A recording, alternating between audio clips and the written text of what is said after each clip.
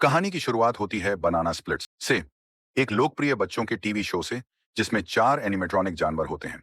फ्लीगल, Bingo, ड्रूपर, स्नॉर्की। Show में एक live action को स्टार्स टीवी भी होता है, जो कार्यक्रम का अहम हिस्सा है। इसी दौरान एक छोटा लड़का हार्ले, जो बनाना स्प्लिट्स का बहुत बड़ा प्रशंसक था, स्नॉर्की का कॉस्ट्यूम पहनकर चुपके से लिविंग रूम में आ गया। वहां उसकी माँ बेथ सोफे पर सो रही थी। जैसे ही हार्ले आया, उसने उसे अचानक डरा दिया। बेथ चीखते हुए उछल पड़ी। उसे लगा मानो कोई जंगली जानवर घर में घुस आया हो। उसने हार्ले को डांटा कि वो इतनी रात को क्यों जाग रहा है, लेकिन हार्ले बहुत उत्साहित था, क्योंकि आज उसका जन्मदिन था। आखिर में बेथ ने उसे समझाया कि कुछ घंटे और इंतजार करे, और प्यार से उसे वापस बिस्तर पर सुला दिया। इसके बाद बेथ अपने बड़े बेटे ऑस्टिन के कमरे में गई और पूछा कि वो इतनी देर से घर क्यों आया। उसे चिंता थी कि कहीं वह गलत संगत में तो नहीं पड़ गया। ऑस्टिन ने कहा कि अब वह 19 साल का हो चुका है और उसे अब मां की टेंशन की जरूरत नहीं। उसने बेथ से यह भी कहा कि इस बात का जिक्र मिच, उसका सौतेला पिता, से न किया जाए। बेथ ने हामी भर दी, लेकिन उसे वादा लिया कि वह आगे से ज्यादा सावधान रहेगा। अगली सुबह परिवार हार्ले के जन्मदिन की तैयारियों में लगा था। इसी बीच ऑस्टिन चोरी छिपे मिच के कमरे में पैसे लेने घुसा, लेकिन मिच ने उसे रंगे हाथ पकड़ लिया। माहौल अचानक बहुत असहज हो गया। कुछ समय बाद पूरा परिवार हार्ले का जन्मदिन मनाने के लिए इकट्ठा हुआ और उसे उपहार दिए। ऑस्टिन ने उसे एक खिलौना छुड़ी दी, जो बटन दबाते ही लंबी हो जाती थी। बेथ और मिच ने उसे बनाना स्प्लिट्स के लाइव शो के टिकट देकर सरप्राइज दिया। हार्ले खुशी से झूम उठा और पूरा परिवार शो के लिए स्टूडियो की ओर निकल पड़ा। रास्ते में उन्होंने हार्ले की क्लासमेट जोई को भी साथ ले लिया। अगले दृश्य में परिवार टाफ्ट स्टूडियो पहुंचा, जहां उनकी मुलाकात शो की होस्ट पेज और अन्य उत्साहित प्रशंसकों से हुई। पेज ने बताया कि अंदर मोबाइल फोन लाने की अनुमति नहीं है, लेकिन एक इन्फ्लुएंसर जोड़े थैड और पॉपी ने चुपके से अपना फोन अंदर ले आए। थोड़ी देर बाद जैसे ही बनाना स्प्लिट्स अपनी छोटी कार में आए, हार्ले खुशी में झूमता हुआ आगे दौड़ गया। शुक्र है कि स्नॉर्की ने समय पर ब्रेक लगा दिया, वरना एक हादसा हो सकता था। बाहर का माहौल तो उत्साह और मस्ती से भरा हुआ था, लेकिन स्टूडियो के अंदर कुछ और ही चल रहा था। शो के मैनेजर एंडी सीधा प्रोड्यूसर रेबेका के पास गया और उसे शो को रद्द करने का आदेश दे दिया। उसने बताया कि बनाना स्प्लिट्स शो की लोकप्रियता खत्म हो गई है और यह उनका आखिरी रिकॉर्डिंग होगा। थोड़ी देर बाद पेज मंच पर आई और दर्शकों को बताया कि कार्यक्रम को और मजेदार बनाने के लिए जिन टिकटों के पीछे स्टार का निशान होगा, उन्हें बनाना स्प्लिट्स से बैकस्टेज मिलने का मौका मिलेगा। शरारती जोड़ा थैड और पॉपी उन भाग्यशाली लोगों में शामिल था, लेकिन हार्ले उदास हो गया क्योंकि उसके परिवार के किसी भी टिकट पर स्टार नहीं था। जल्द ही शो शुरू हुआ। बनाना स्प्लिट्स के सभी किरदार मंच पर आए और प्रदर्शन करने लगे, लेकिन उनका लाइव को स्टार स्टीवी वहां नजर नहीं आया। इसलिए पेज स्टीवी को ढूंढने के लिए ड्रेसिंग रूम गई, जहां उसने उसे पूरी तरह नशे में धुत पाया। वह टीम में शामिल होने के लिए बिल्कुल भी तैयार नहीं था।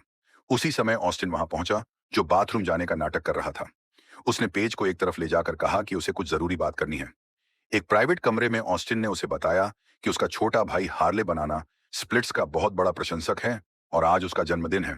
उसके लिए बनाना स्प्लिट्स से मिलना किसी सपने के सच होने जैसा होगा। पेज ने यह सुनकर मदद करने का वादा किया। इसी दौरान स्टीवी ने एंडी को फोन पर बात करते हुए सुना। एंडी कह रहा था कि शो रद्द हो रहा है क्योंकि अब यह उसकी विजन में फिट नहीं बैठता। जैसे ही उसने फोन रखा, बिंगो वहां आया और स्टीवी को अगवा कर लिया। दरअसल बिंगो ने भी एंडी की बातें सुन ली थीं। कुछ समय बाद स्टीवी सेट पर लौटा और सबको बताया कि यह उनका आखिरी परफॉर्मेंस होगा। थोड़ी ही देर में फाइनल एपिसोड खत्म हुआ और दर्शकों को बाहर जाने को कहा गया।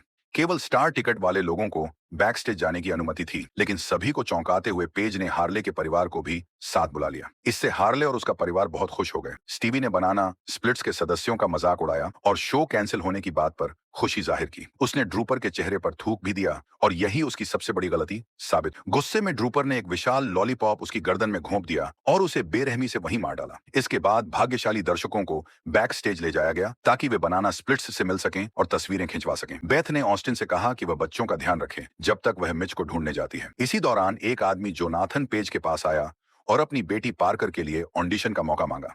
उसने बताया कि पार्कर को एक्टिंग में बहुत दिलचस्पी है और वह अपना टैलेंट दिखाना चाहती है। जब पेज ने मना किया तो जोनाथन उसे सीधे प्रोड्यूसर रेबेका के पास ले गया।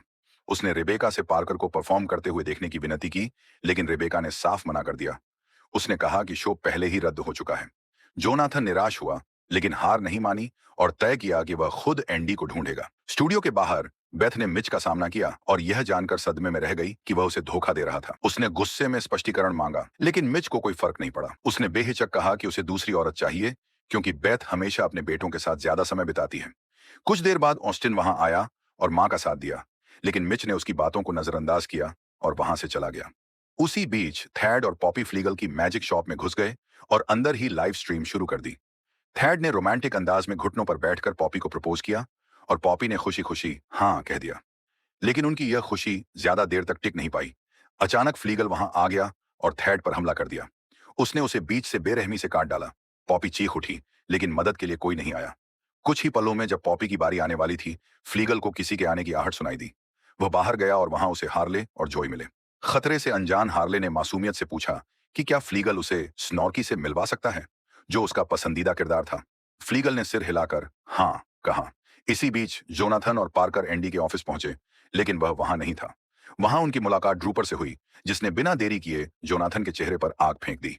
पार्कर जोर जोर से चिल्लाई और भागने की कोशिश की, लेकिन आखिरकार बिंगो ने उसे पकड़ लिया।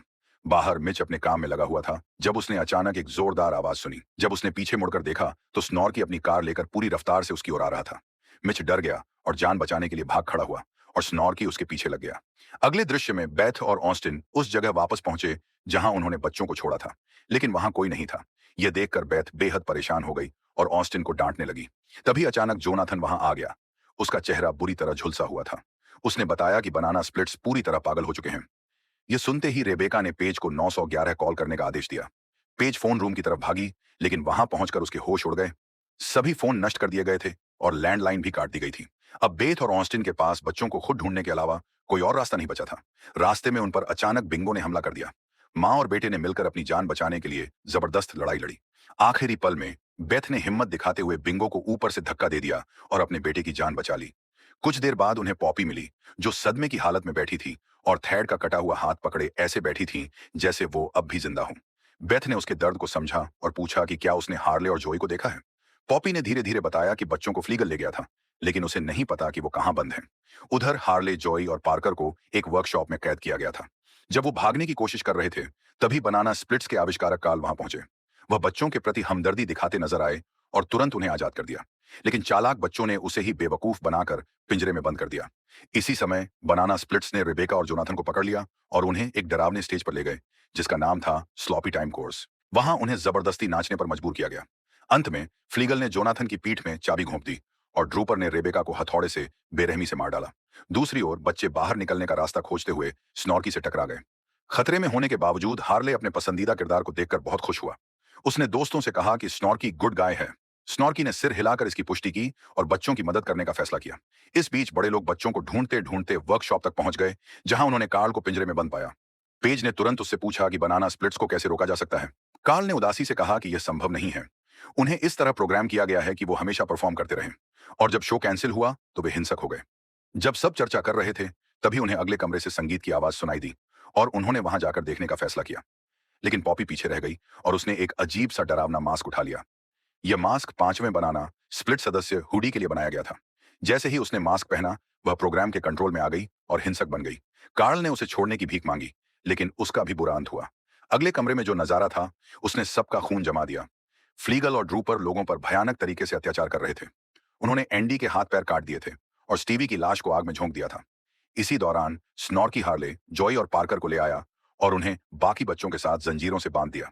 लेकिन उसने चुपके से हार्ले के हाथ में एक चाबी थमा दी।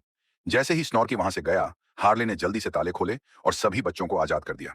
ये देखकर बेथ ने ऑस्टिन और पेज से कहा कि वे बच्चों को लेकर तुरंत बाहर निकल जाएं, जबकि वह खुद फ्लीगल और ड्रूपर का सामना करेगी। लड़ाई के दौरान वह लगभग मरने ही वाली थी, लेकिन उसका बेटा समय पर लौट आया और उसने अपनी मां की जान बचा ली। पूरे परिवार ने मिलकर फ्लीगल और ड्रूपर के खिलाफ कंधे से कंधा मिलाकर लड़ाई लड़ी और आखिरकार उन्हें मार गिराया। इसके बाद सभी लोग भागते हुए एग्जिट की ओर निकले, लेकिन रास्ते में बिंगो ने उनका रास्ता रोक लिया। जब सब कुछ खत्म होता दिख रहा था, तभी स्नॉर्की वहां आ गया। उसने अपने ही साथी बिंगो से एक घातक लड़ाई शुरू कर दी।